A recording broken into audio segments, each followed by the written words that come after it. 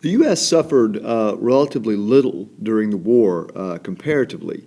By far the fewest deaths of all the major players. You see, we had 112,000 dead on up the list to Germany with 2 million dead, plus millions of mutilés, amputated limbs, blinded people.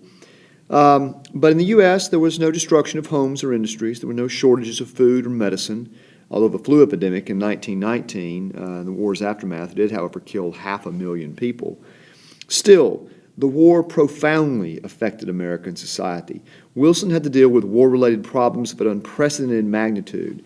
Every military engagement since the Civil War had been limited in scope. World War I, however, was total war. Only 100,000 men had been mobilized for the Spanish-American War. Wilson planned to raise a multi-million-man army. The U.S. would have to devote much of its agriculture, transportation, industrial, and population resources to this war. Who would organize it? How would we pay for it? Would Americans accept the sacrifices required? These were important questions for a nation long committed to individual liberty, small government, and a weak military.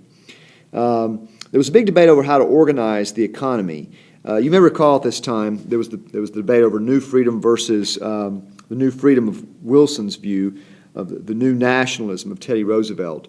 And Wilson, you'll recall, moved from this new freedom, big government temporarily, to make business small, to Roosevelt's view of permanent big government.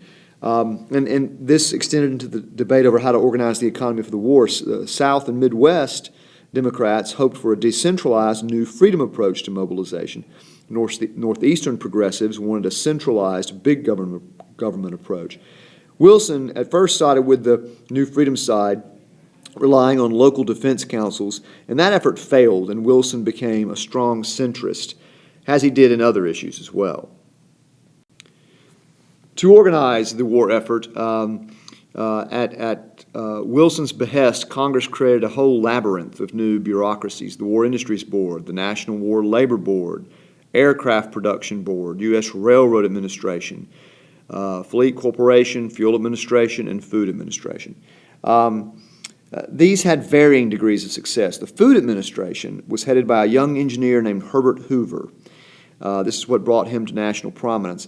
And it was a huge success. It used incentives to increase food production and put in place an efficient distribution system for that food.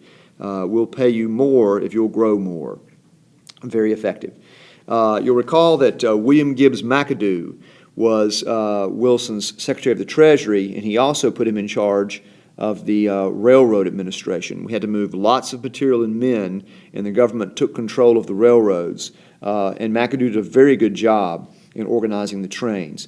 The Aircraft Production Board and Emergency Fleet Corporation did a relatively poor job of supplying the Allies with planes and ships. In general, however, the U.S. economy performed wonderfully in supplying the Allies. These agencies had awesome power over the U.S. economy and were therefore quite revolutionary. The War Industries Board, charged with organizing the overall industrial production efforts of the war, floundered for the first 9 months, but then it became successful when it was put under the control of Wall Street investment banker Bernard Baruch.